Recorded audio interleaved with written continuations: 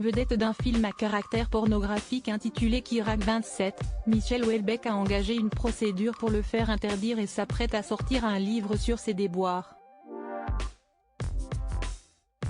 Une affaire à propos de laquelle il s'est exprimé dans le Journal du Dimanche, paru le 21 mai.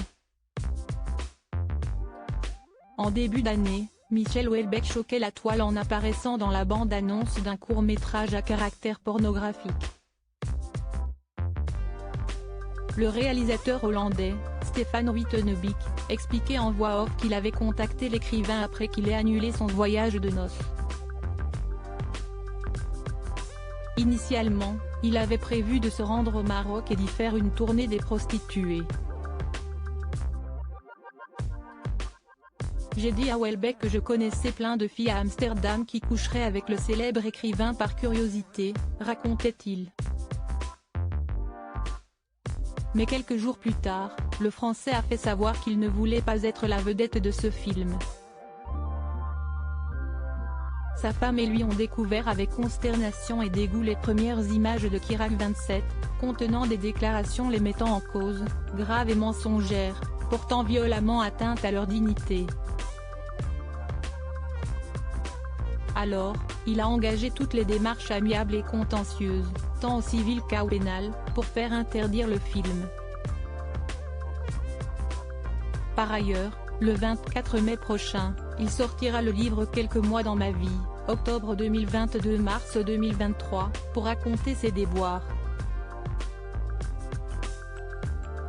Si est-il complètement absurde de signer un contrat pareil auprès du JDD, l'acteur de l'enlèvement de Michel Houellebecq s'est exprimé sur cette affaire. Je ne pensais pas être suffisamment célèbre pour avoir une sextape. Ça arrive à des acteurs, des chanteurs, des présentateurs de télévision, des footballeurs, des hommes politiques. À des écrivains, normalement, non, a-t-il expliqué. L'écrivain pensait avoir tourné dans un film érotique pour une plateforme vidéo gratuite, mais aussi qu'il ne serait pas reconnaissable.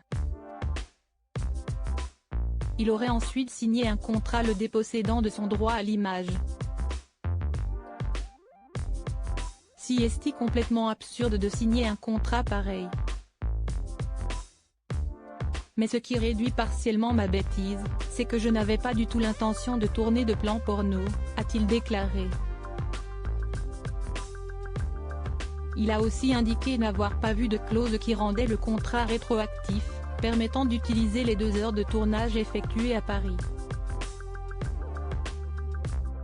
Cette histoire de film érotique m'a pris de court, a-t-il affirmé, ajoutant ne pas avoir vu le danger dans ce qu'il faisait.